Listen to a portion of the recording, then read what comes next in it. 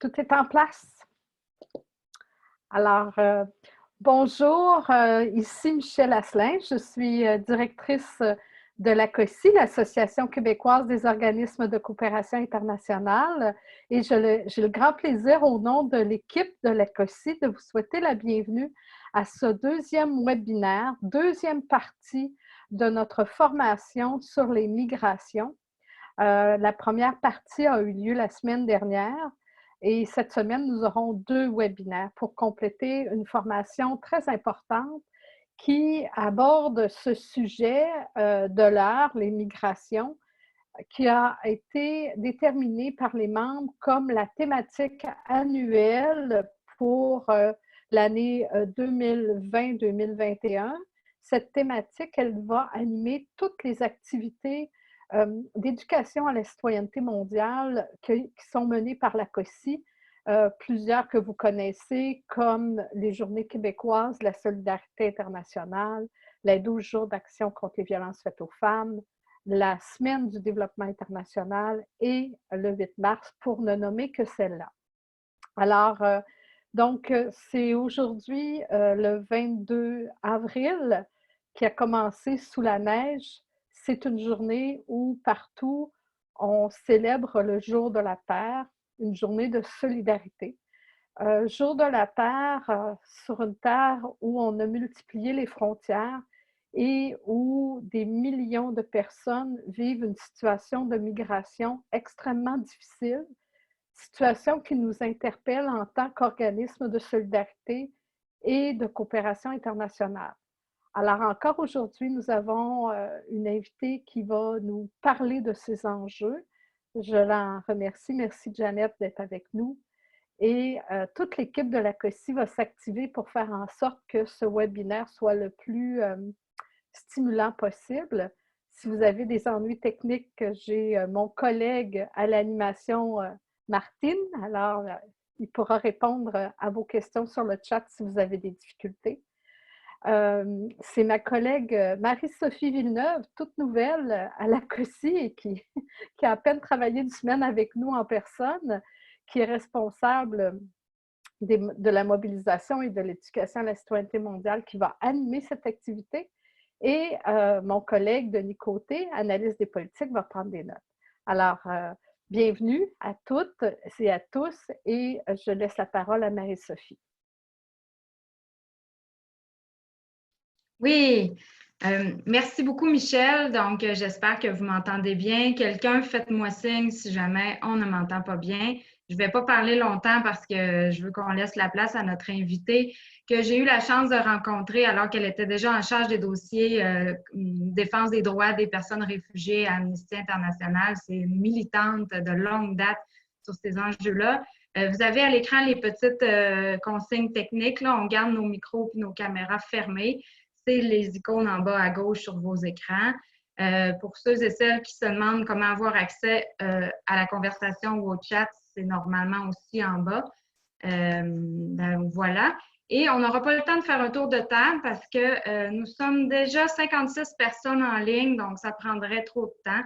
Donc, on vous demande de vous identifier vos noms, prénoms et votre organisation dans votre fenêtre. Il y a 3 petits points en haut à droite. La question des détentions, elle n'a pas été abordée lors de notre dernière Assemblée générale spéciale pour ceux et celles qui étaient là. Il y a eu une question, si je me rappelle bien, sur l'entente des pays tiers sud, mais on ne l'a pas abordé de front. Quand on regarde cependant les mouvements militants et organisations qui travaillent aux côtés des personnes réfugiées et immigrantes qui se battent pour leurs droits, la question des détentions est un des gros dossiers, un des gros enjeux actuellement. Donc, on ne pouvait pas passer à côté de ça. Se faire une tête là-dessus. C'est des enjeux locaux, internationaux et nationaux qui touchent énormément la dignité de ces personnes-là. Les objectifs de cette série de webinaires-là, c'est pour les membres de l'ACOSI et l'ACOSI elle-même de favoriser l'appropriation de la thématique, donc améliorer nos connaissances sur les enjeux humains, les enjeux de droit et de dignité qui entourent ce thème-là des migrations. Et ça va être d'appuyer la réalisation de nos activités d'éducation à la citoyenneté mondiale et aussi de plaidoyer au cours de cette année. Attendez. mon PowerPoint. Et voilà. L'ordre du jour, le mot d'ouverture que Michel vient de nous faire, l'introduction que je suis en train de faire actuellement, et ensuite, on va voir la présentation de Mme Dench du Conseil canadien pour les réfugiés. On va se garder une bonne demi-heure pour la période de questions, un petit mot de la conclusion, là, quelques petites informations en conclusion, et ensuite, on va se dire au revoir. Au niveau des consignes techniques pour la période de questions, mais c'est dans la fenêtre conversation. Vous écrivez tout simplement le mot question et je vais prendre les tours de parole pour Janet. Et ensuite, attendez l'ouverture de la période de questions pour commencer. Mettez pas tout votre nom dans le chat.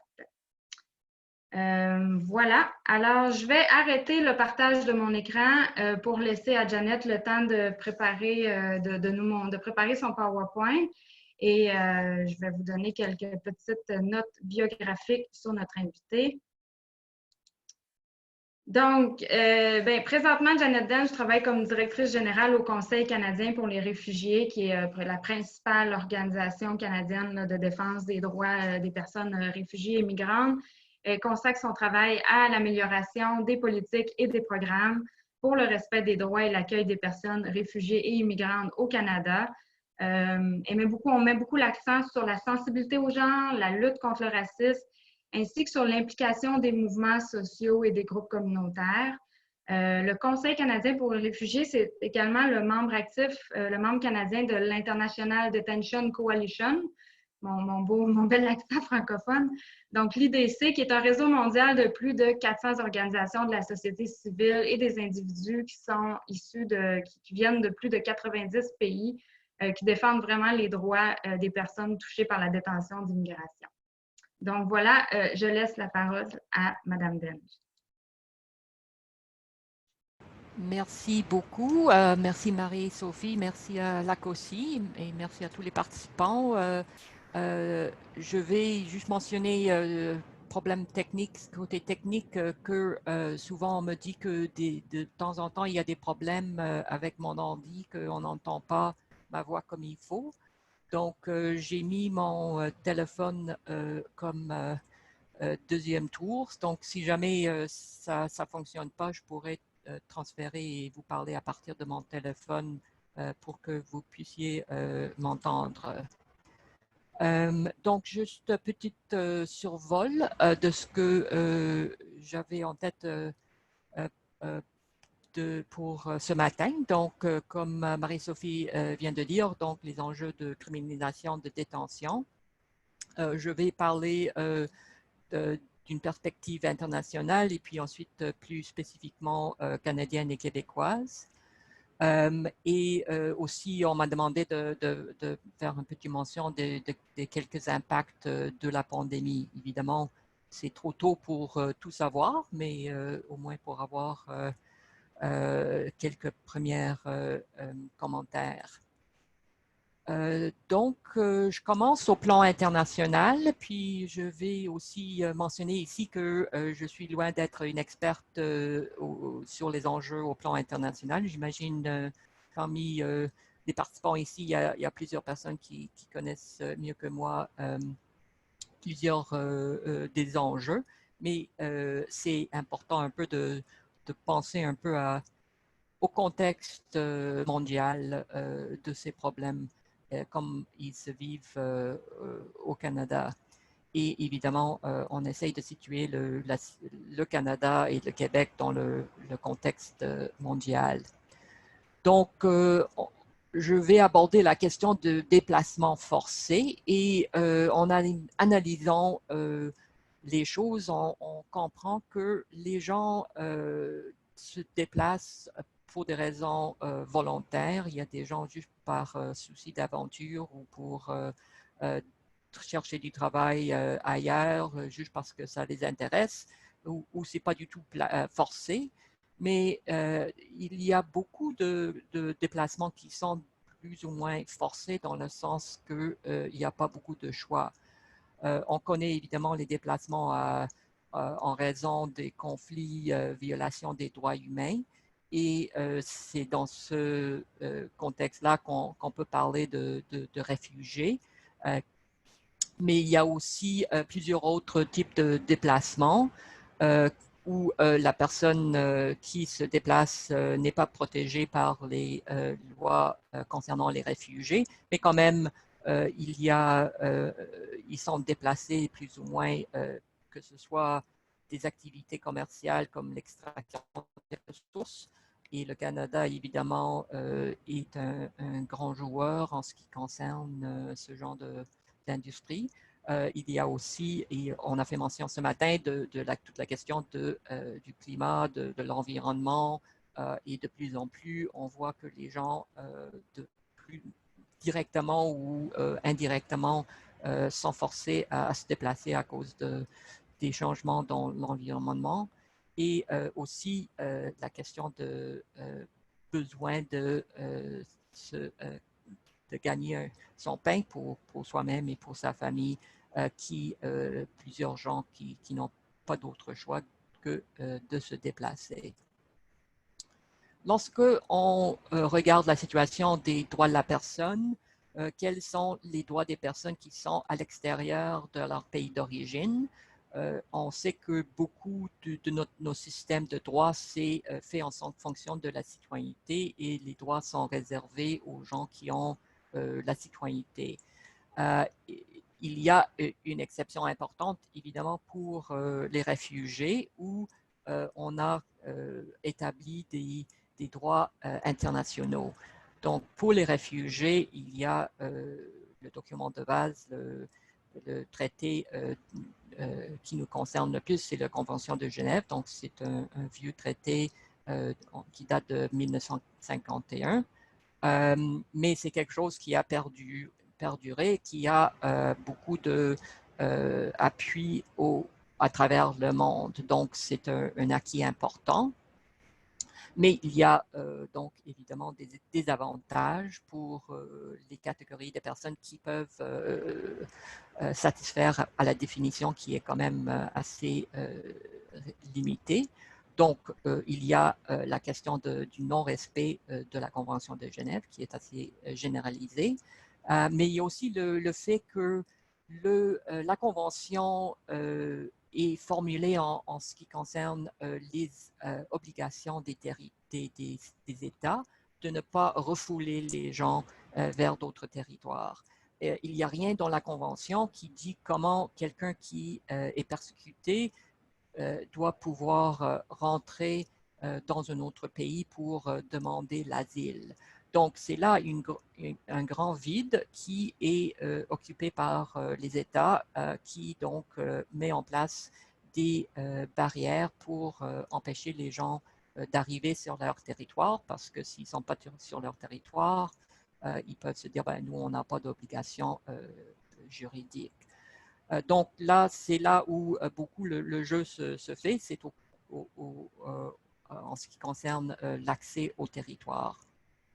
Pour les autres groupes de personnes déplacées, il y a vraiment très peu de protection dans le droit international. Et donc, les gens sont forcément très vulnérables. Donc, en ce qui concerne les activités de barrières, d'obstacles à l'accès au territoire, on sait très bien quels sont les résultats. On le voit sur la mer méditerranéenne, évidemment, où les gens se réfugient dans les bateaux qui ne sont pas du tout adéquats pour traverser la mer, mais c'est une indication du désespoir et du fait que les autres façons de voyager sont bloquées, notamment par les pays européens. On le voit également au sud de notre voisin américain, lorsque les États-Unis bloquent l'accès à leur territoire plus récemment avec les mesures qui limitaient l'accès aux demandeurs d'asile. Donc, on dit ce qu'ils appellent le metering, où on limite le nombre de personnes qui peuvent demander l'asile à la frontière. Donc, de plus en plus de mesures qui sont conçues pour limiter l'accès au territoire. Et si on regarde les avantages pour les gouvernements d'avoir ce genre d'obstacle, c'est que si la porte ordinaire est fermée, ça veut dire que les seuls moyens d'accéder au pays sont des moyens illégaux. Et les gens vont rentrer et peuvent être étiquetés des illégaux. On peut les accuser d'avoir pris des mesures ou entré par des voies illégales et sans avoir accès au statut dans le pays où ils arrivent. Ils sont dans la clandestinité, ils peuvent toujours être accusés d'être dans l'illégalité. Donc ça, c'est quelque chose qui favorise évidemment l'exploitation par les commerces et dans plusieurs pays, en fait, les soi-disant illégaux sont les bienvenus parce que les entreprises ont intérêt à avoir une main-d'œuvre très facilement exploitée. Et c'est certainement le cas avec les personnes qui n'ont pas de statut légal parce qu'ils ne peuvent pas porter plainte s'ils ne sont pas payés ou ils sont traités de façon inadéquate de plusieurs points de vue. Il y a aussi des fois des aspects de protection de la culture ou l'identité. J'ai entendu ça d'une collègue italienne qui disait qu'en Italie, on avait besoin de main-d'œuvre, mais on ne voulait pas accepter des Africains, etc., comme des Italiens à part égale. Et donc, ça faisait leur affaire de les garder dans l'égalité, parce que comme ça, on peut toujours les nommer comme des étrangers, même en les exploitant pour leur main-d'œuvre. Donc, en partant du côté international et en venant plus proche de chez nous, on a profité du même type de mécanisme pour bloquer l'accès au territoire canadien. Le Canada se targue en fait d'être parmi les leaders internationaux dans les mécanismes de interception ou interdiction, donc des mesures de identifier des personnes à l'étranger qui pourraient venir au Canada et demander l'asile. Donc, dans les aéroports à travers le monde, il y a des compagnies aériennes qui ont la tâche de vérifier les documents et de s'assurer qu'il n'y a pas de gens qui montent à bord de l'avion vers le Canada avec des documents qui suggèrent que la personne va demander l'asile à son arrivée.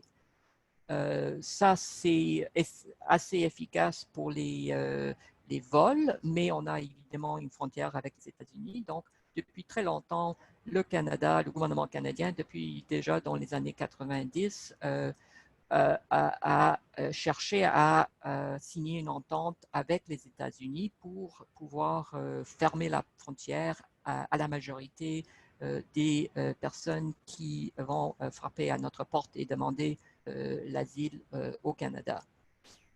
Donc, dans les années 90, ils n'ont pas réussi à faire adopter cette entente, notamment parce que les États-Unis ne voyaient pas l'avantage de le signer.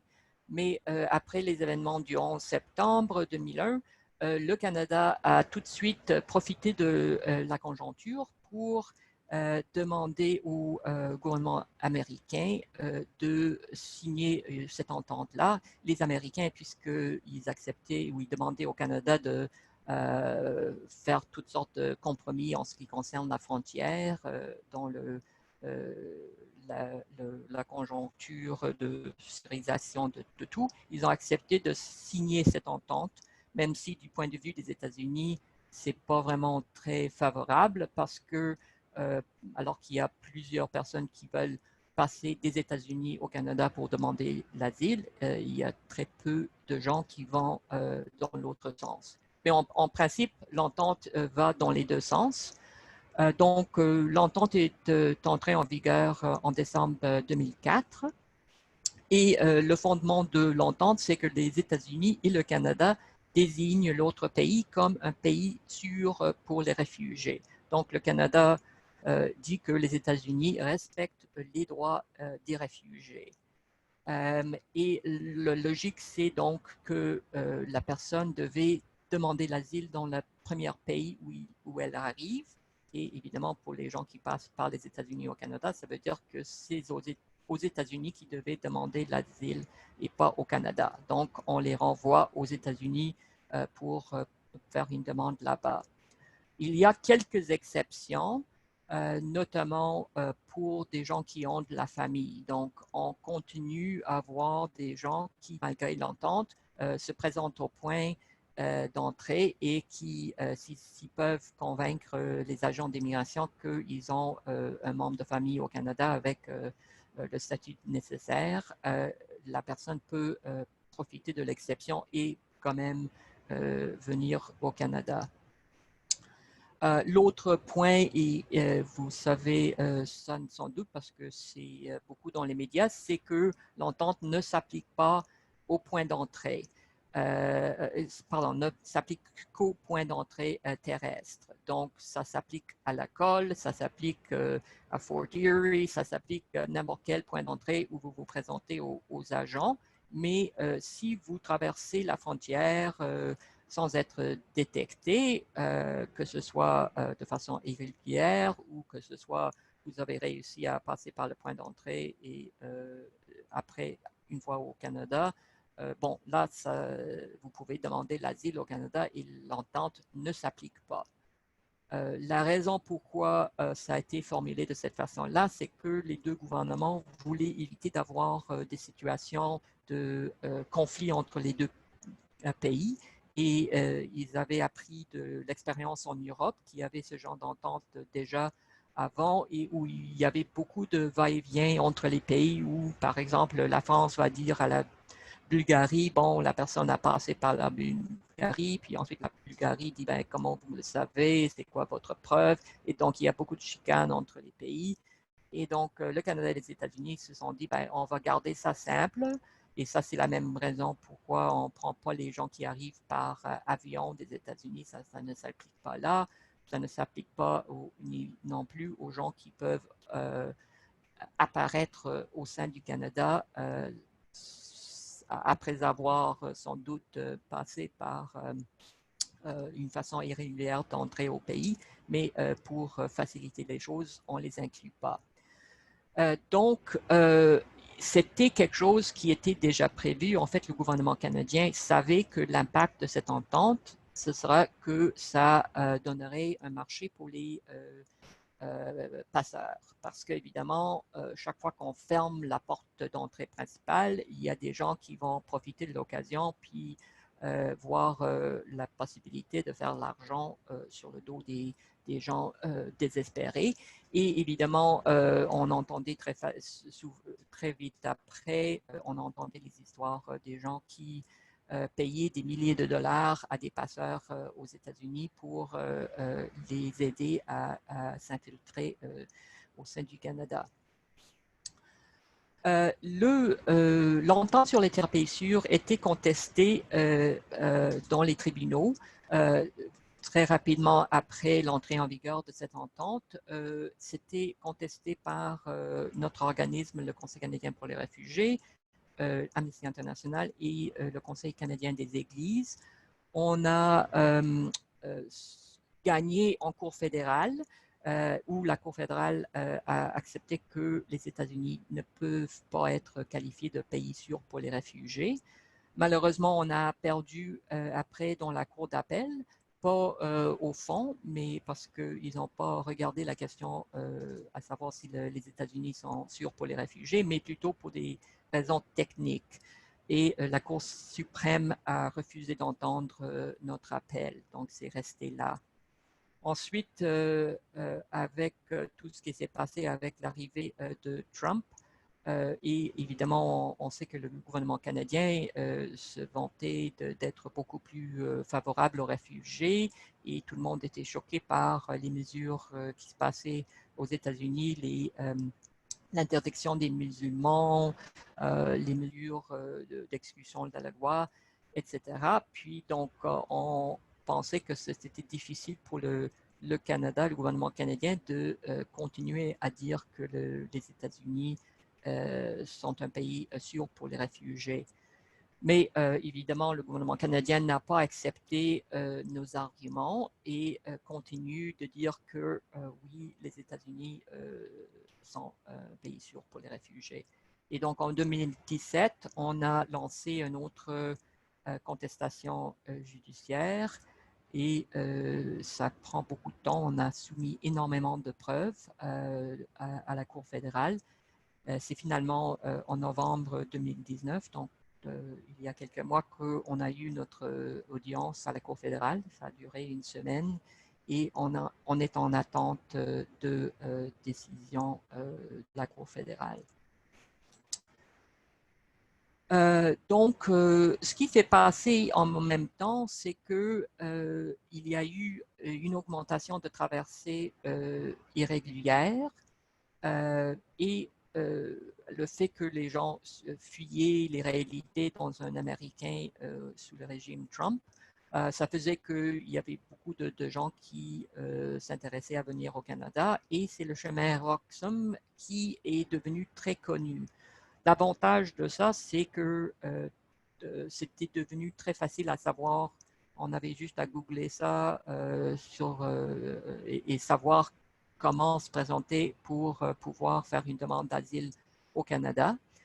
Et ça fait l'affaire aussi du gouvernement canadien parce que les gens rentrent dans un point spécifique, ils peuvent s'organiser pour les accueillir, les traiter leurs demandes, alors que ce qui existait auparavant, c'était des points multiples, c'était beaucoup plus difficile à gérer.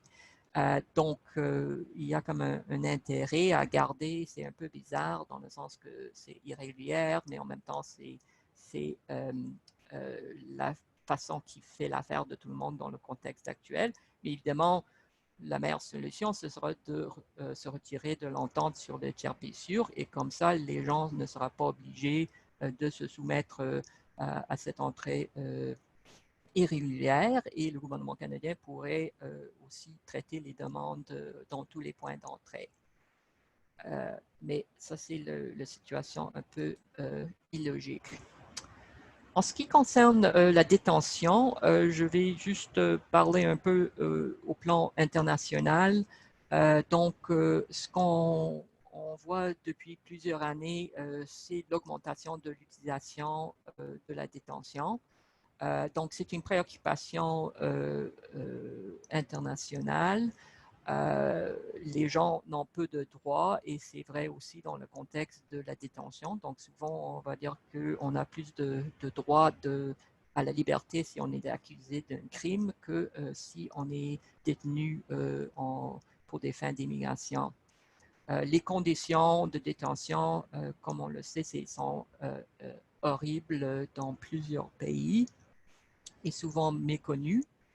Les problèmes liés à la détention aussi concernent l'impact que ça peut avoir sur l'accès au statut, parce que quand on est détenu, il faut souvent aussi lutter pour ses droits, que ce soit le droit au statut d'être reconnu réfugié ou d'autres recours qu'on pourrait avoir en vertu des lois d'immigration, mais lorsqu'on est détenu, c'est difficile souvent d'avoir accès à un avocat ou de présenter sa cause. Le Haut Commissariat des Nations Unies pour les réfugiés s'est intéressé à ce sujet il y a plusieurs années. Donc, ils avaient lancé une grande campagne en 2014, Beyond Detention, et c'était un projet où quelques pays étaient identifiés comme des pays comme cas d'exemple. Le Canada faisait partie de cette affaire-là, mais c'est un peu éparpillé, puis il n'y a pas vraiment eu de suivi. On avait demandé l'an dernier s'il y avait un rapport final et l'HR semblait surpris par la question. J'ai regardé rapidement pour voir qu'est-ce qu'il y avait sur leur site web il y a quelques jours. Puis pour le Canada, par exemple, il n'y avait pas de mise à jour depuis 2016, je pense. Donc, c'est un peu il n'y a pas eu beaucoup de suite à ça. Je vais, je vais aussi mentionner la coalition internationale. Comme Marie-Sophie a mentionné, le CCR fait partie de cette coalition qui est très active et qui a eu beaucoup de succès. Les domaines sur lesquels la coalition a beaucoup travaillé, c'est au niveau de la détention des mineurs.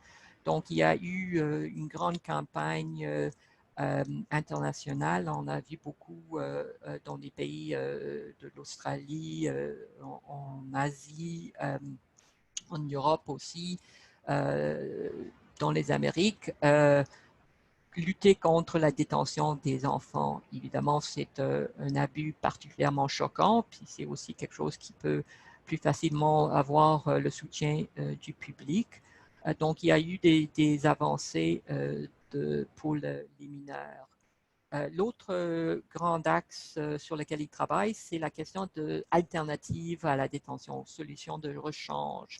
Donc, la coalition a vraiment travaillé pour proposer au gouvernement, pas juste de libérer les gens, mais de dire, ben, il y a des solutions de rechange, on peut avoir d'autres façons de gérer le problème, s'il y a un problème. Donc, de voir des modèles où c'est des gestions de cas, vraiment de ne pas limiter la liberté des gens, mais satisfaire quand même à l'intérêt des États de dire, ben, on va juste pas laisser les gens aller dans le vide. Et la coalition a pu montrer des preuves que des solutions ou d'approches basées sur la gestion de cas, donc où il y a quelqu'un qui intervient auprès de la personne pour vraiment s'assurer que la personne ait toute l'information, a accès aux services nécessaires, peut trouver un avocat, peut explorer les options, etc., qu'on peut avoir de très bons résultats avec ce genre d'approche. Donc, c'est le genre d'approche, évidemment, que nous, on soutient ici au Canada également. Au niveau, je veux juste rapidement souligner qu'il faut garder à l'œil le fait que la criminalisation a nécessairement des impacts spécifiques sur les femmes et les filles. Évidemment, qui dit criminalisation dit vulnérabilité accrue, donc dans une situation d'illégalité où le fait de s'approcher aux forces policières comporte un risque d'être détenu et déporté. Évidemment, ça ajoute aux vulnérabilités vécues par les femmes et les filles, et on le voit en ce qui concerne les violences vécues. Il y a aussi problème généralisé d'exploitation sexuelle et autres lorsque les femmes et les filles n'ont pas d'autre façon de faire de l'argent pour pouvoir survivre. Je veux aussi mentionner le problème des détentions des minorités sexuelles et de genre. Évidemment, la situation de détention, c'est une situation où c'est très genré. On va diviser les gens entre les sexes, et c'est une situation où on manque de contrôle de son environnement. Donc, c'est une situation où il y a de risques particuliers pour des personnes issues des minorités sexuelles et de genre.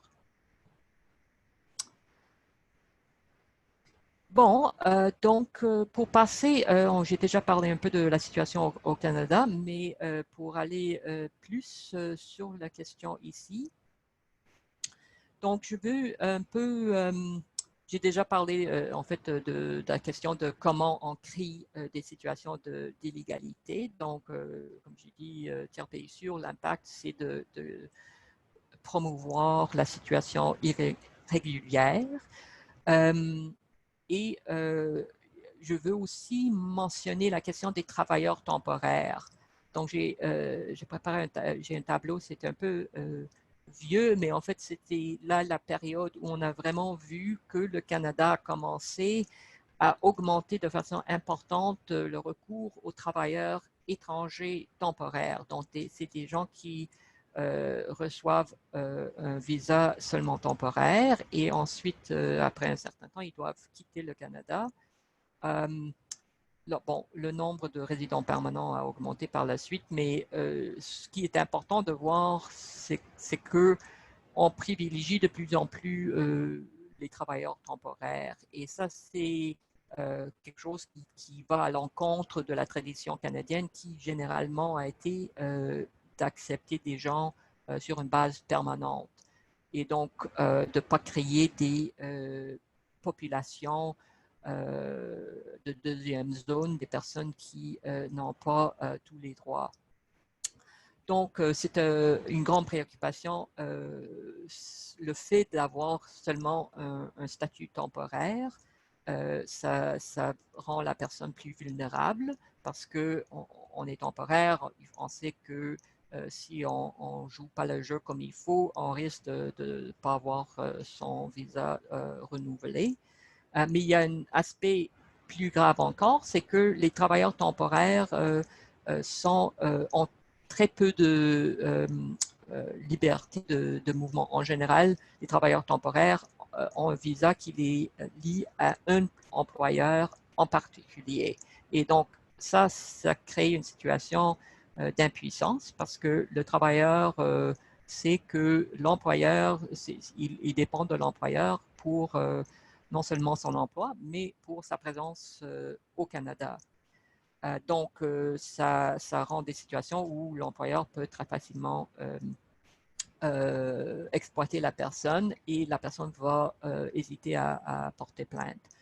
Encore pire, il y a des situations où c'est prévu qu'on va séparer la personne de son employeur. Donc, il y a un recruteur, par exemple, qui fait venir la personne au Canada, puis ensuite, après l'arrivée, dit, ben, nous, finalement, vous n'allez pas aller travailler pour cet employeur, vous allez travailler pour un autre employeur.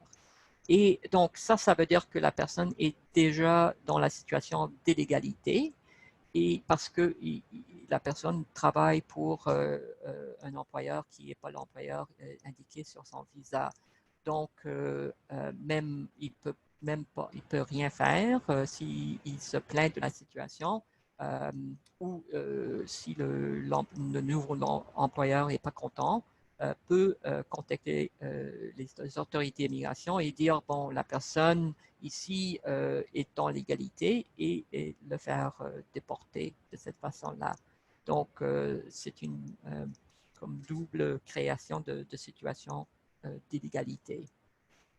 Il y a eu quelques mouvements et le gouvernement actuel fédéral a une certaine ouverture à ce problème-là. Mais ça reste une grande préoccupation. Donc, au niveau de la détention au Canada, des points que je voulais souligner, c'est qu'on voit beaucoup de variations à travers le Canada. En général, la détention, on peut le voir de deux points de vue. Il y a des détentions des gens à leur arrivée.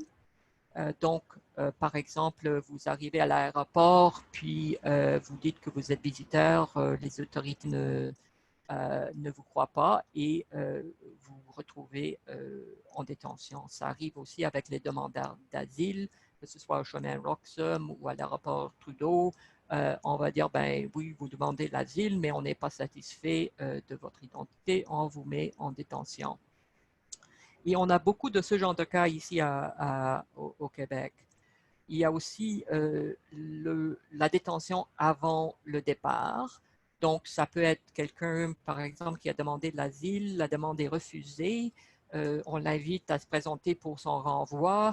Et à ce moment-là, l'agent se dit, ben, cette personne-là ne semble pas vouloir partir. Je vais le mettre en détention pour assurer qu'elle soit là pour le renvoi.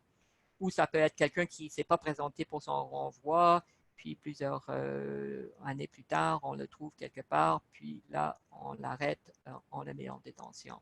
évidemment, il y a beaucoup de situations différentes, mais globalement, c'est un peu ça qu'on peut voir. Et au Québec, comme je dis, on a mis l'accent, les autorités ont mis l'accent beaucoup sur la détention des demandeurs d'asile à l'arrivée. En ce qui concerne les enfants en détention, c'est un enjeu majeur pour le CCR. Nous avons lutté sur ça depuis très longtemps. Il y a eu un mouvement assez récent qui est prometteur. Donc, le gouvernement, c'était le ministre Ralph Goodale à l'époque qui a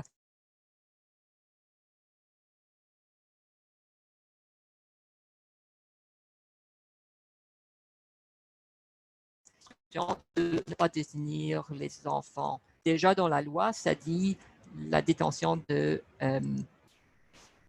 l'enfant. On m'a dit qu'il y a un problème d'audio. Dites-moi si vous n'entendez pas. Est-ce que Oui, ça va? ça l'a gelé un petit peu, mais là, moi, ça me semble correct. Donc, on OK. pourrait continuer. OK, merci. Donc,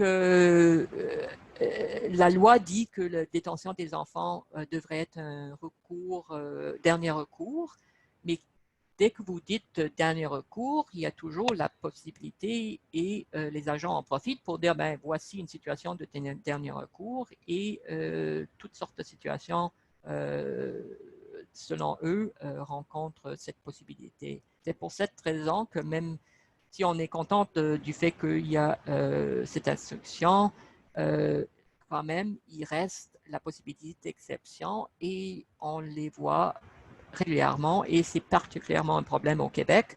On continue, malgré la directive, malgré l'instruction du ministre, on continue de voir régulièrement des enfants en détention parce que les agents ici au Québec, pour une raison, c'est une raison culturelle. On nous dit ben, toujours c'est la culture qui existe ici dans la région, mais eux, ils trouvent qu'il n'y a pas d'autre solution que de mettre les enfants en détention ou encore de mettre le parent en détention et les enfants, peut-être avec l'autre parent, sont à l'extérieur de la détention, mais ils sont quand même touchés par la détention parce que la famille est séparée. L'autre chose importante qui est arrivée dernièrement, c'est qu'il y a eu un scandale concernant la détention à long terme. C'était là un problème plus en Ontario.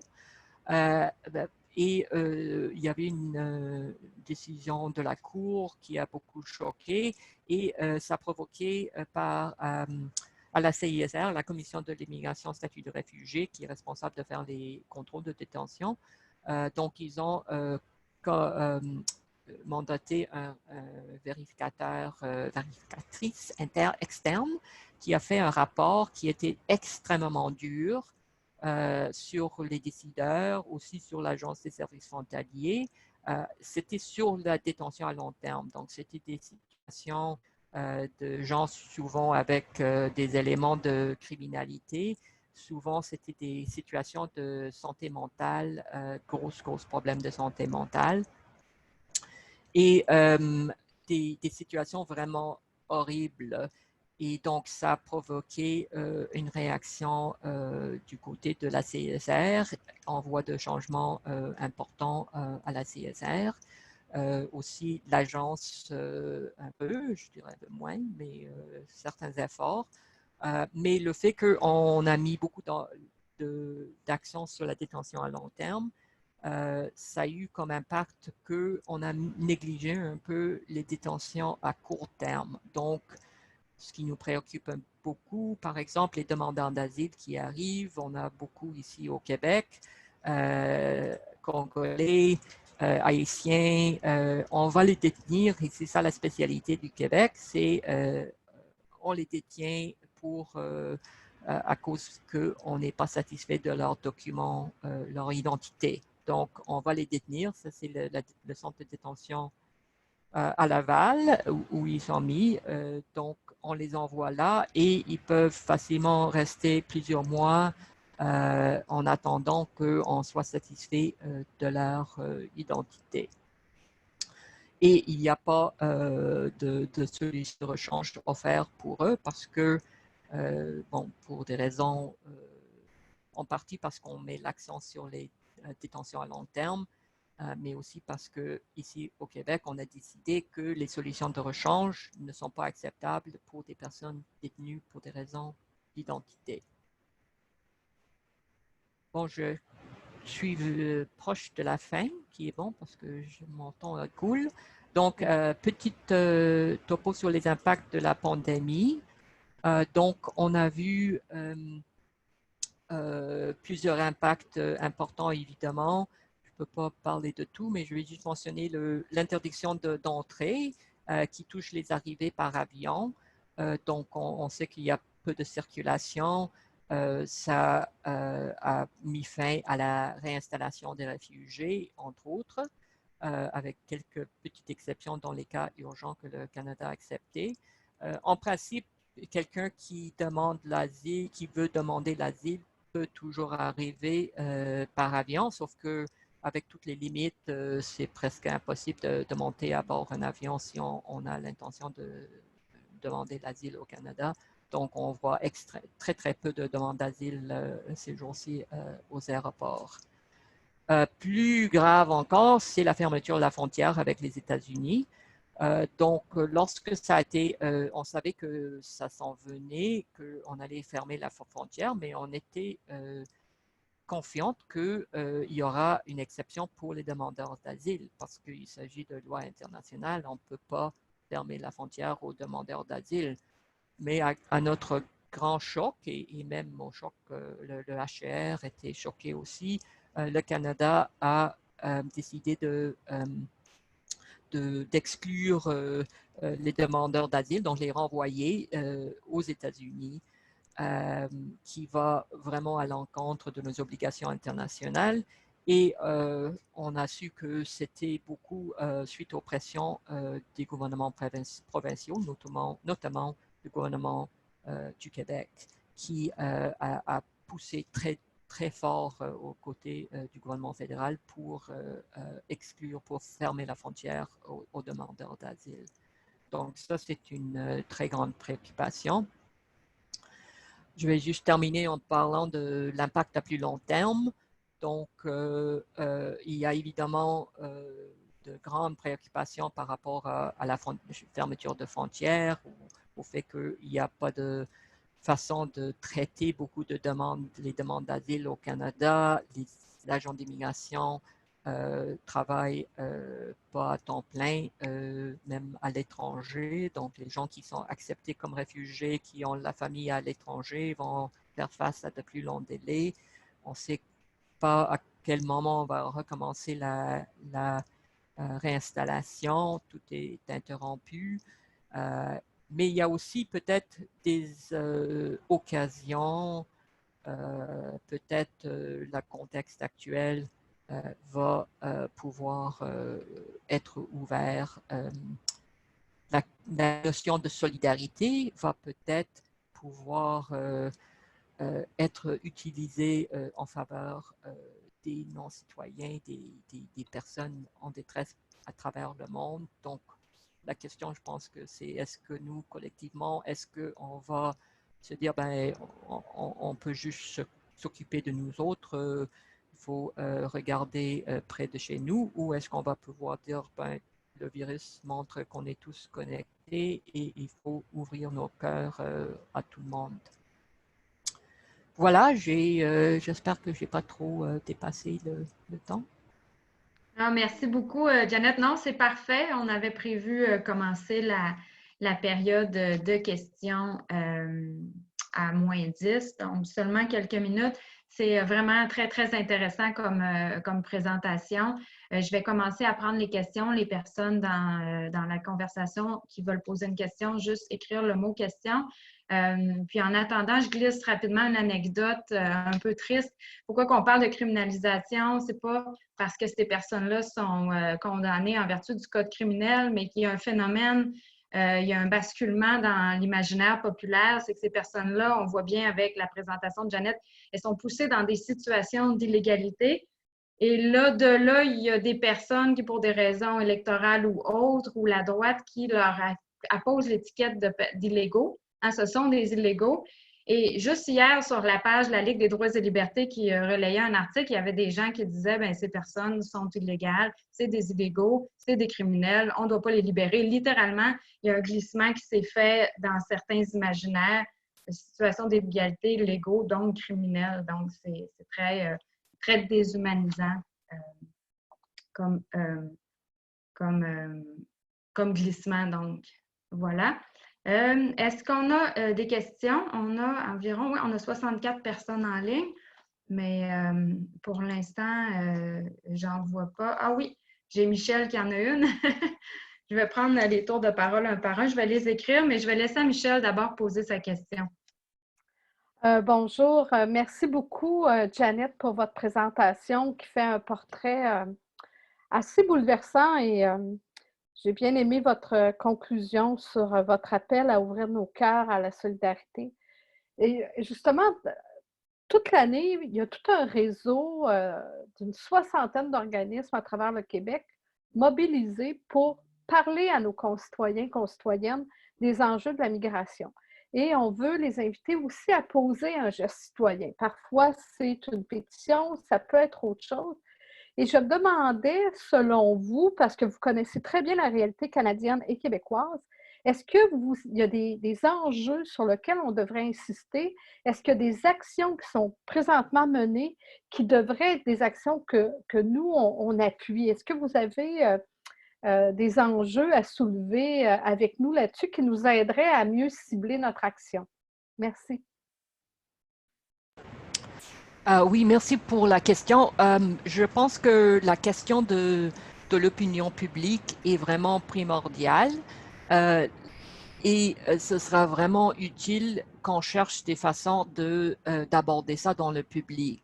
On peut parler de différents enjeux, mais moi, j'aurais tendance à dire qu'il faudrait chercher un enjeu qui aide le plus à changer l'opinion publique. Donc, c'est moins l'enjeu qui est important que comme utiliser l'enjeu comme une façon de dire, de changer la mentalité des personnes.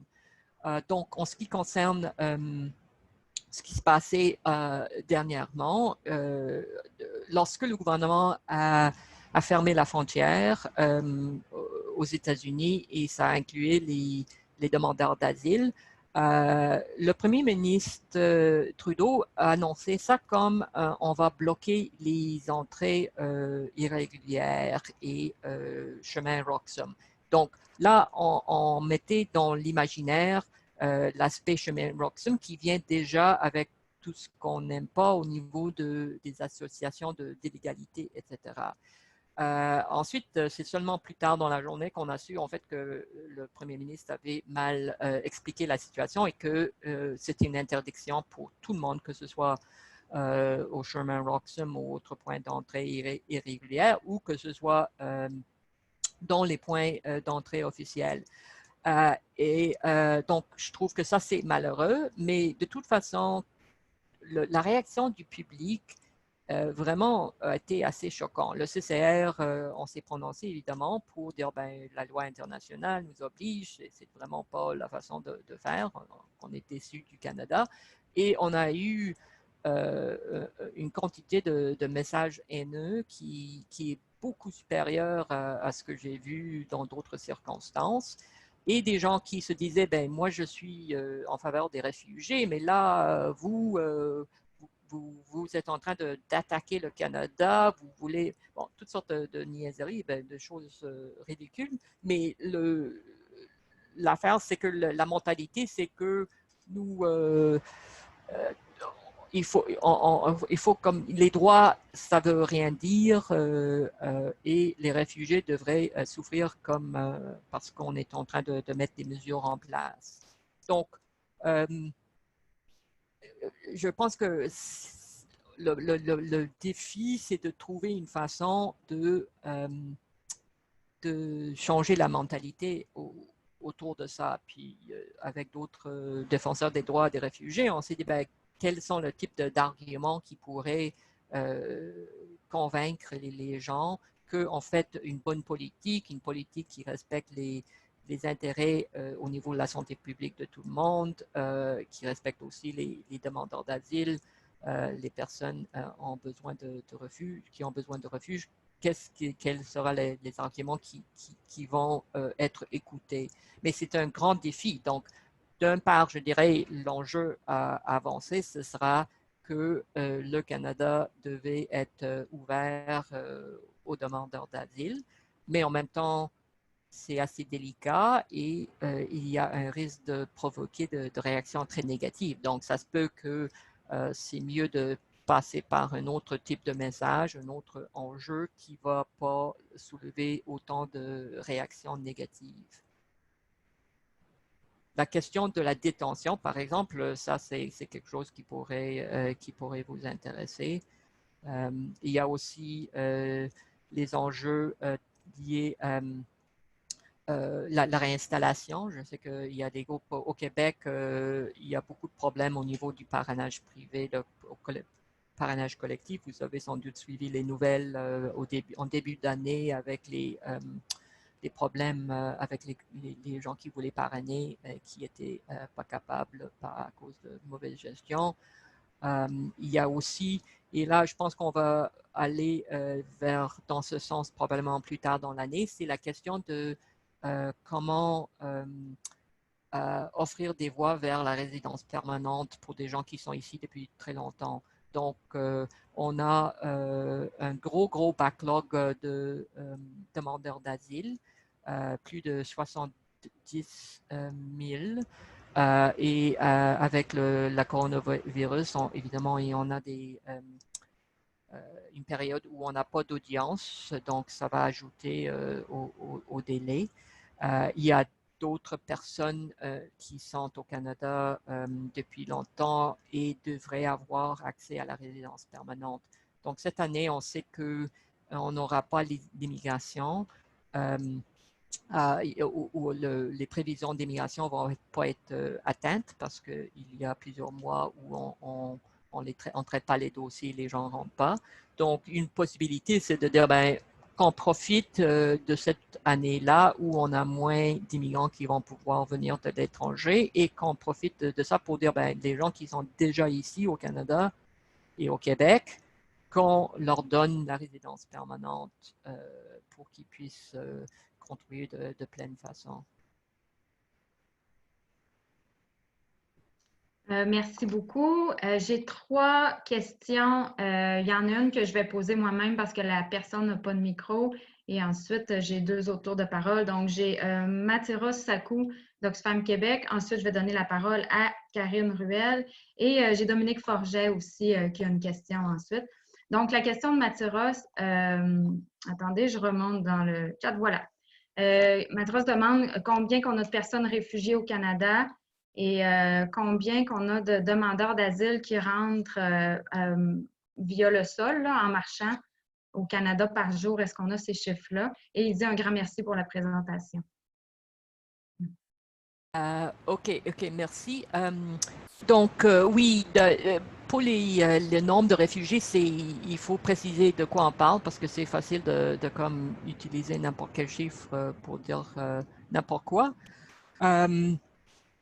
Et on a déjà vu des chiffres qui disent que le Canada a tant de milliers de réfugiés, mais on prend en compte tous les gens qui sont ici depuis très longtemps. Donc, normalement, une fois que vous êtes ici au Canada, vous avez un statut permanent, vous n'êtes plus réfugié dans le sens que vous avez une demeure stable. Le Canada, je n'ai pas vraiment tous les chiffres sous mes doigts. Mais comme je disais, au niveau des demandeurs d'asile, on a eu une grosse augmentation ces dernières années. Et donc, ça a dépassé comme 50 000 par année, alors qu'avant, c'était plus comme une moyenne de 25 000, mais il y a beaucoup de hauts et bas. Mais là, ces dernières années, on a un nombre supérieur à ce qu'on n'avait jamais vu par le passé. Donc, je pense que ça a dépassé 60 000 l'année dernière. Comme j'ai dit, il y a un très gros backlog de demandes, même si la Commission de l'immigration statut de réfugié fait beaucoup s'organise pour vraiment essayer d'accélérer le traitement, mais il y a beaucoup de demandes, plus de 70 000. Et au niveau de la réinstallation, donc là, c'est là où il y a beaucoup de préoccupations. Comme vous savez, la CAQ a voulu diminuer le nombre de résidents permanents, des migrants par année. Et ça touche aussi les réfugiés.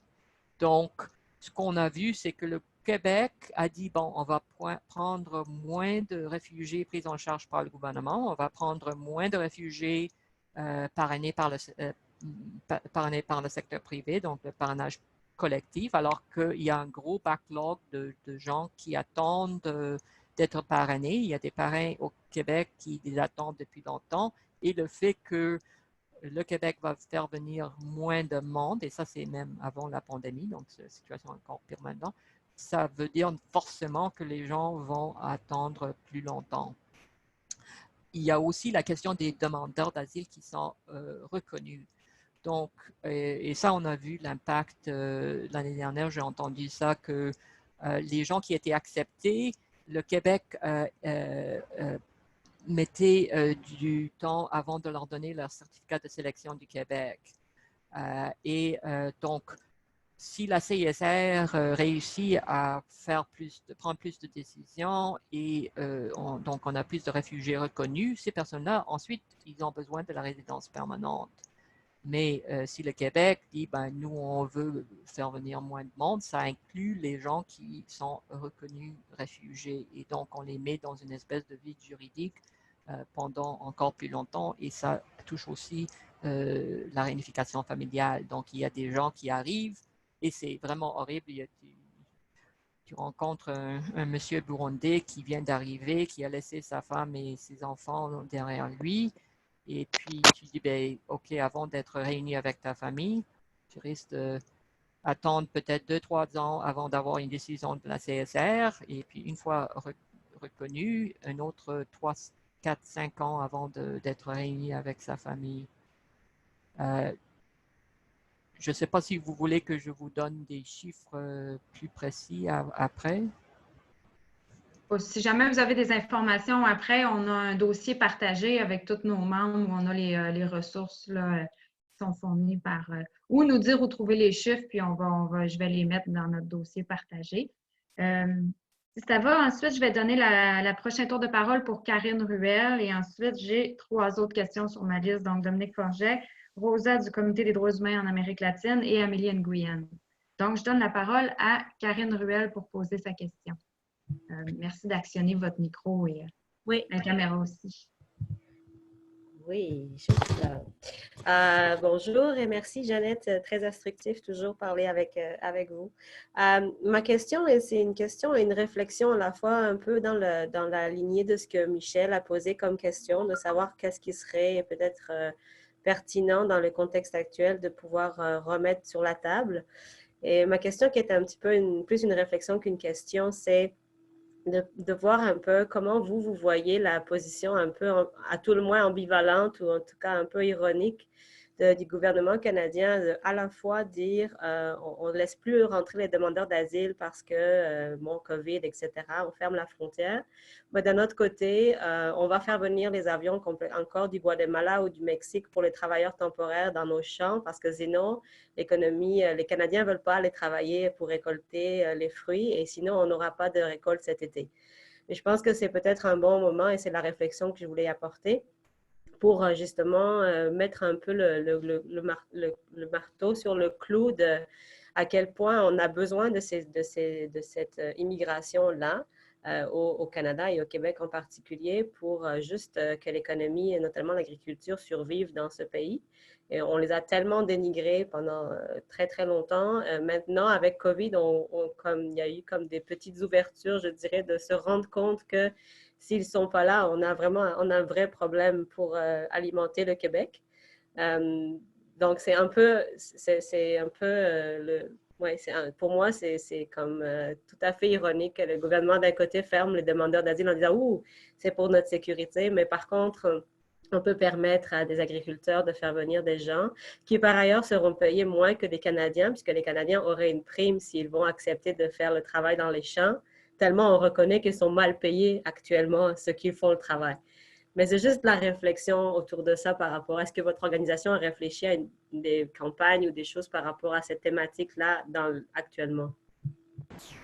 Oui, merci pour les commentaires très justes. Je vais aussi ajouter au niveau de les travailleurs agricoles qu'on reconnaît tout d'un coup que ces gens-là sont assez qualifiés parce qu'on entend aussi dans les médias que les fermiers disent ben, je ne peux pas prendre juste des Canadiens normaux puis les diriger vers la ferme parce qu'ils ne savent pas quoi faire. Donc, nous, on a évidemment qualifié tous ces travailleurs comme non qualifiés, alors qu'en fait, ils ont des talents qui sont pas évalués à leur juste valeur.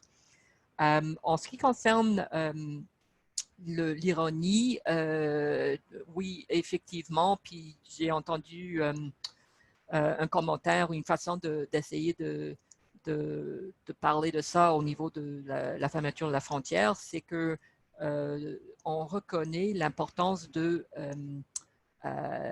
des services essentiels. Donc, c'est un concept qui est devenu répandu,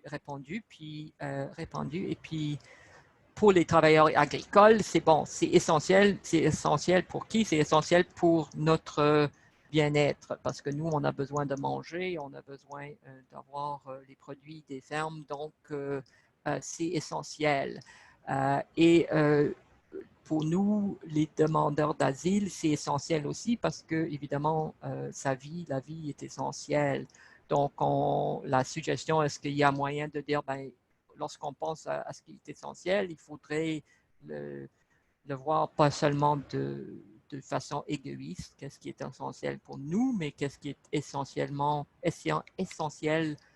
pour nous comme collectivité humaine. Et très bon point, merci Karine. Oui, puis j'en profite pour dire que demain, on va avoir un webinaire à la même heure demain sur la question des travailleurs et travailleuses migrants. On va accueillir Jen Hanley, qui est une des cofondatrices du Centre des travailleurs et travailleuses migrants. Et on a Amélie Nguyen, qui est aussi avec nous comme participante aujourd'hui, qui est du Centre international de solidarité ouvrière. Il a fait plusieurs campagnes là-dessus. Puis j'aime la question que ce soit essentiel parce qu'aujourd'hui, on voit que, par exemple, les préposés aux bénéficiaires sont beaucoup dans l'actualité. Pas forcément leur voix à elles, et à eux, mais on en parle beaucoup. Et on a eu hier là, le président du syndicat du CIUS du Centre-Sud de Montréal qui a dit on s'entend que c'est 80%, c'est des femmes maghrébines, africaines, issues de l'immigration. Fait qu'on a le cheap labor là, dans notre société, à quel point on l'a hiérarchisé et on l'a réservé aux personnes les plus vulnérables. Prochaine question qu'on m'a demandé de poser, Dominique Forget du Centre de solidarité internationale de Sherbrooke. Vous avez mentionné qu'il y a de la détention au Québec parce que les autorités ne sont pas satisfaites de leur identité. Comment les personnes détenues parviennent-elles à rendre leur identité satisfaisante pour ensuite pouvoir sortir ou ne plus être détenues? Oui, merci pour la question. Donc, en général, ça se fait par une demande, parce que la personne doit faire venir des documents d'identité. Donc, par exemple, un Congolais qui est là, qui demande l'asile, qui n'a pas de passeport en vigueur. Donc, la personne doit contacter probablement des membres de sa famille au Congo. Et ces personnes-là doivent, peut-être ils ont déjà, ou ils doivent aller chercher quelque chose des autorités congolaises et les faire venir par courrier au Canada. Et ça, depuis la pandémie, évidemment, c'est devenu beaucoup plus compliqué. Puis on était un peu choqués que les agents avaient l'air de ne pas être au courant qu'il y avait une pandémie parce qu'ils continuaient à insister aux gens qu'il fallait faire venir des dossiers, des documents par DHL, alors que c'est probablement pas très faisable.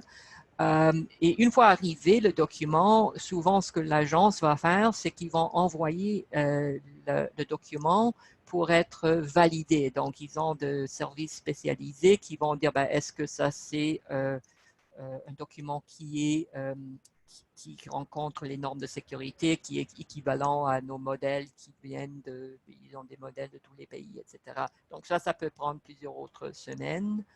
Un aspect du problème, c'est que c'est très, très arbitraire dans le sens, ça dépend de l'agent individuel. Et c'est pour ça que c'est possible au Québec d'avoir beaucoup d'agents qui disent je ne suis pas satisfait, alors que peut-être en Ontario, les agents sont beaucoup plus facilement satisfaits en ce qui concerne l'identité de la personne. Et c'est quelque chose qui, dans la loi, ne peut pas être contrôlé par la section d'immigration. Donc, dans les contrôles d'immigration, le commissaire ne peut pas dire ben, pourquoi vous n'êtes pas satisfait de l'identité, je vois que la personne a soumis tous ces documents-là. Ça, c'est défendu, c'est interdit par la loi. Et ça a été critiqué par l'ONU parce que ça devient détention arbitraire, parce que le motif de la détention ne peut pas être revu par un tribunal. Et nous avons des efforts pour voir si on peut contester ça judiciairement, parce que ça semble être contraire au principe fondamental de la liberté. D'accord, merci beaucoup. J'ai 3 autres questions dans la file. La prochaine, c'est Rosa du Comité des droits humains en Amérique latine qui écoute le webinaire en famille. Donc, elle me demande de poser la question. Elle l'a écrit dans le chat. Est-ce qu'il y a une transparence des données, un site Internet, par exemple, qu'on pourrait trouver sur les personnes migrantes détenues, celles qui ont réussi à rentrer, etc.? Oh, ben là, ça, c'est une longue saga, le problème de détention. C'est devenu beaucoup meilleur. Je peux vous envoyer le lien vers le page de statistiques parce qu'il y a eu une décision politique qu'il fallait être plus transparent concernant les statistiques. Auparavant, on recevait des statistiques, mais ça n'avait aucun sens. Et puis lorsque, par exemple, j'ai eu une conversation avec la personne responsable des statistiques, ben, qu'est-ce qui se passe avec ces statistiques? Elle m'a raconté qu'elle a réalisé qu'il y avait dans les données beaucoup de gens qui avaient été renvoyés du Canada, mais on n'avait jamais fermé leur dossier dans les bases de données de détention. Donc, ils apparaissaient comme s'ils étaient toujours en détention alors qu'ils avaient en fait été renvoyés depuis très longtemps. Donc, c'est vraiment le bordel dans leurs statistiques. Dernièrement, c'est un peu plus rigoureux, mais c'est jamais à date. Donc, on regarde sur le site web, c'est souvent, bon, il faut comme aller 6 mois en arrière. J'allais mentionner un peu la détention dans le contexte de la pandémie, mais je n'ai pas eu le temps, donc je vais juste mentionner que ça a été un grand enjeu. Vous avez sans doute entendu parler de ça, les gens en détresse parce qu'ils étaient en détention. L'agence était vraiment très, très long à libérer les gens. On a vu, encore une fois, on a vu un mouvement beaucoup plus rapide à Toronto qu'à Montréal. Mais tranquillement, ça a pris longtemps, mais on a libéré de plus en plus de gens. Donc, il reste peu de gens en détention et puis ils ne font pas beaucoup d'arrestations pour le moment, mais ça a été vraiment décourageant de voir qu'ils étaient tellement longs à agir alors que c'était évidemment que la détention n'avait pas de bon sens et ça incluait, par exemple, il y avait quelqu'un qui était détenu depuis janvier, je pense. C'était un monsieur congolais qui avait une femme et des enfants. Et vous pouvez juste imaginer qu'est-ce que c'est pour la femme qui, bon, son mari est détenu, elle est là toute seule dans un nouveau pays où elle connaît personne probablement, puis elle doit essayer de s'occuper de ses enfants, et puis aussi s'inquiéter de son mari qui est coincé en détention, qui peut très peu communiquer avec le monde. Et c'est difficile même de se rendre visite. J'ai entendu qu'il y a des gens qui veulent pas que leurs enfants viennent les voir parce que c'est tellement traumatisant, évidemment, pour les enfants de voir leur papa détenu. Merci beaucoup, Jeannette. J'en profite pour dire il y a Solidarité sans frontières qui est au Québec, là, un mouvement de personnes réfugiées migrantes qui suit ce dossier-là du centre de détention à Laval de très près, de la grève la faim. Donc, leur site Internet, leur page Facebook, c'est pour les personnes qui veulent rester au courant là, des enjeux. Là, c'est vraiment les principales sources d'informations là-dessus pour la situation à Laval. Là. Je donne la parole à Amélie du CISO. Bonjour. On a des problèmes de cheveux avec le confinement, non? Merci beaucoup, Jeannette, de la présentation super intéressante, très claire. J'aurais deux petites questions. Premièrement, vous avez parlé de la Convention de Genève de 1951. Je sais qu'un des problèmes pour l'admission des réfugiés, c'est que les motifs qui donnent accès au statut de réfugié sont très, très limités dans la Convention.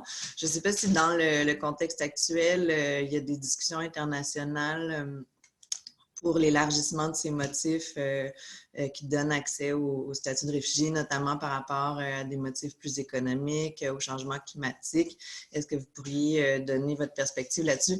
J'imagine que non, étant donné que c'est tellement des enjeux si liés à la souveraineté nationale, mais ce serait intéressant d'avoir votre perspective quand même. Puis aussi, dans les pistes d'action, ma deuxième question, ce serait au sujet des villes sanctuaires qui permettent quand même aux gens sans statut d'avoir accès aux services publics là, dans un respect de leur anonymat.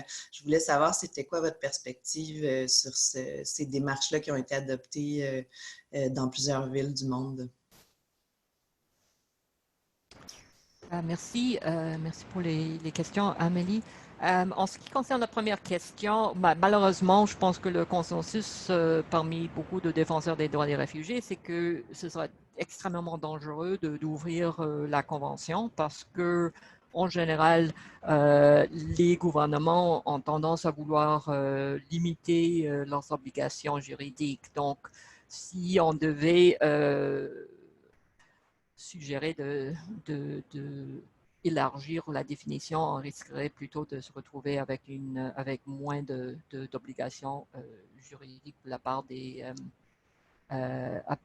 gouvernements. Puis même les obligations qu'ils ont actuellement sont pas bien respectées. Ce qu'on voit dans le monde, c'est plus qu'il y a, selon les régions, etc., il y a des obligations plus larges. On voit par exemple l'entente, je crois, la convention de Cartagena, où en Afrique aussi, il y a une définition plus large. Puis on voit aussi des pays comme le Canada, par exemple, peuvent adopter des mesures dans leur loi d'immigration qui donnent d'autres voies vers la protection. En ce qui... Maintenant, j'ai oublié la deuxième question. Les villes sanctuaires. Ah oui, pardon. Oui, les villes sanctuaires. Oui, oui, c'est un mouvement assez intéressant. Puis il y a plusieurs villes au Canada qui travaillent sur ce genre de choses. C'est important un peu de voir les différences parce que il n'y a pas de modèle, pas une seule modèle. Il y a différentes approches. Puis en général, on entend aussi des préoccupations concernant les limites. Et c'est sûr que dans un pays comme le Canada, avec une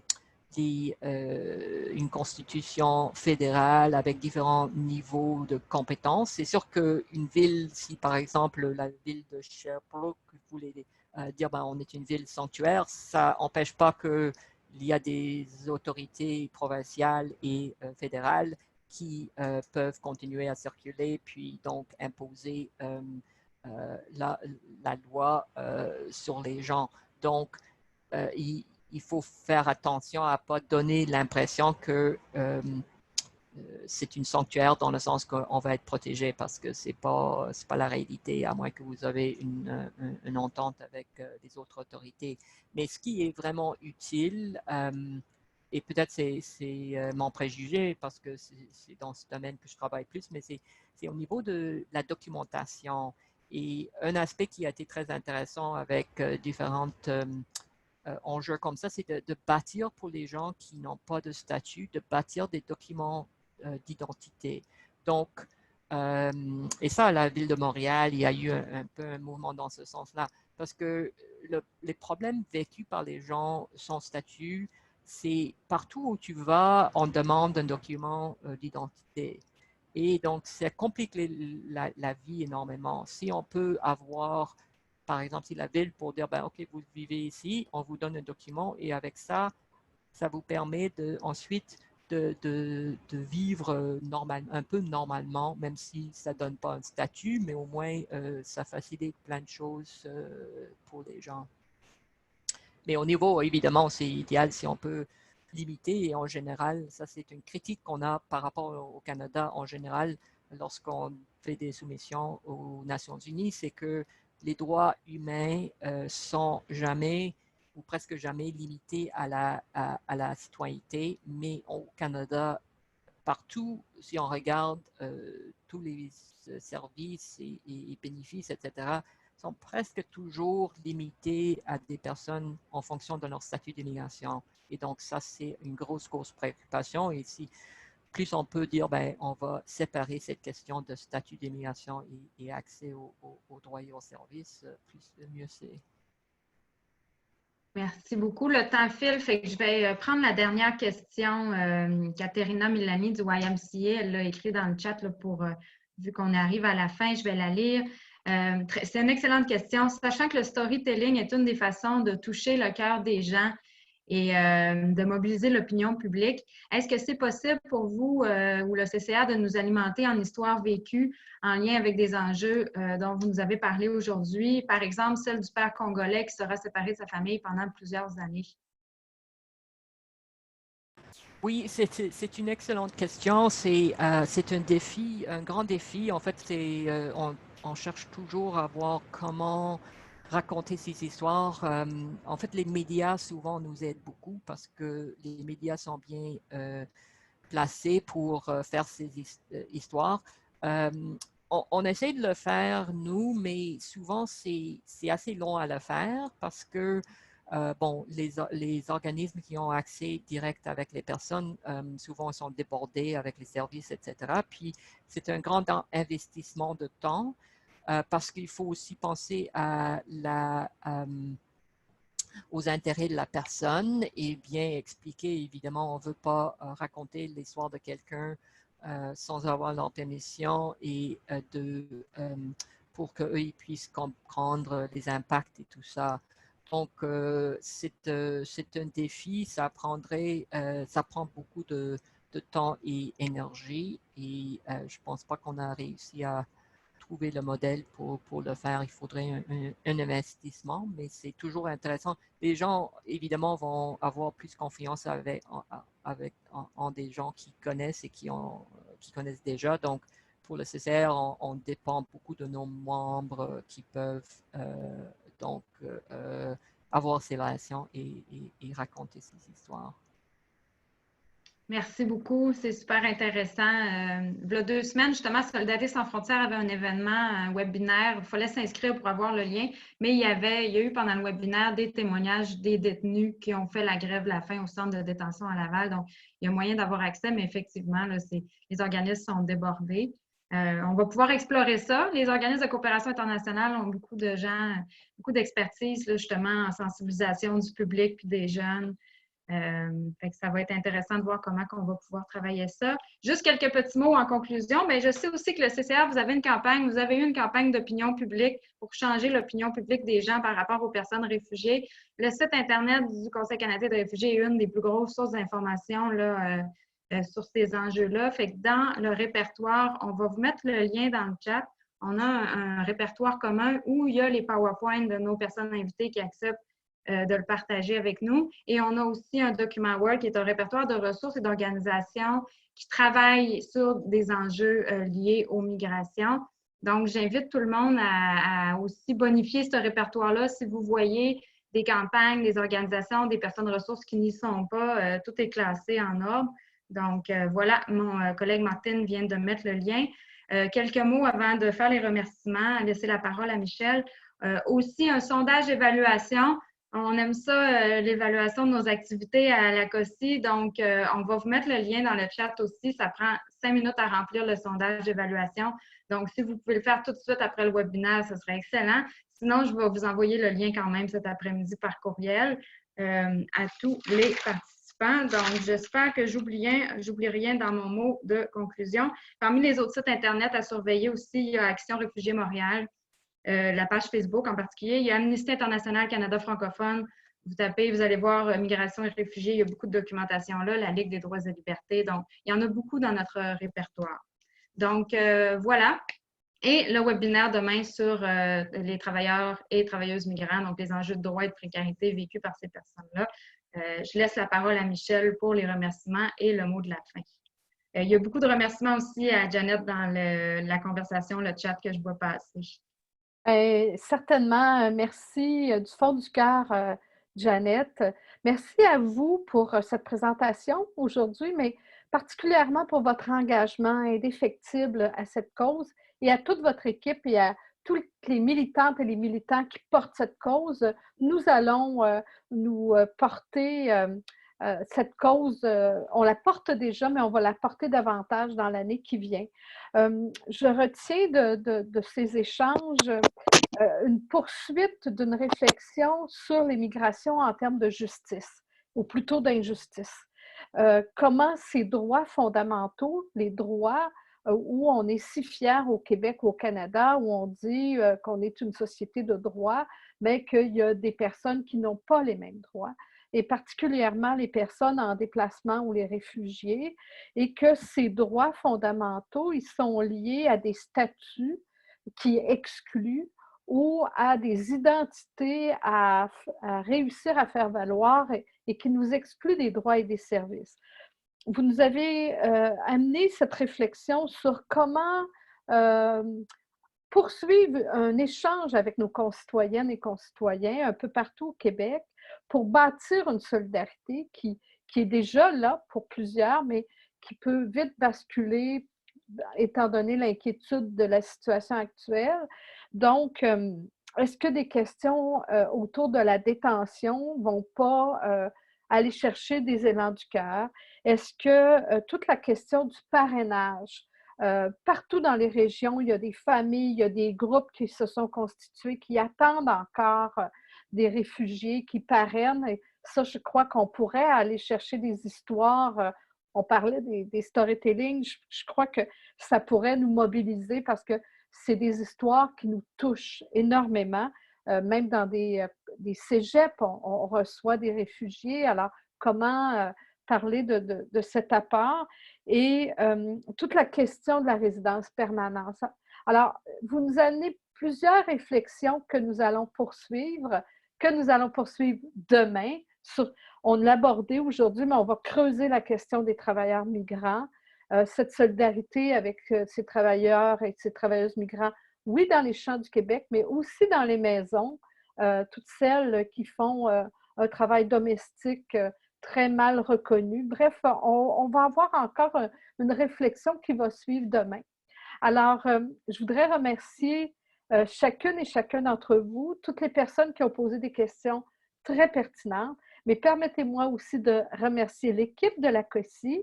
Merci à Martine et à Catherine du point de vue technique de notre webinaire. Merci beaucoup, Marie-Sophie, pour l'animation. Merci à Denis qui a pris des notes tout au long de cette présentation. Elle sera disponible et je vous donne rendez-vous demain. C'est le jour de la Terre. N'oubliez pas d'aller dans vos médias sociaux. Faites les liens pour inviter tous vos amis virtuels à signer la pétition pour la justice climatique. La justice climatique, c'est aussi important.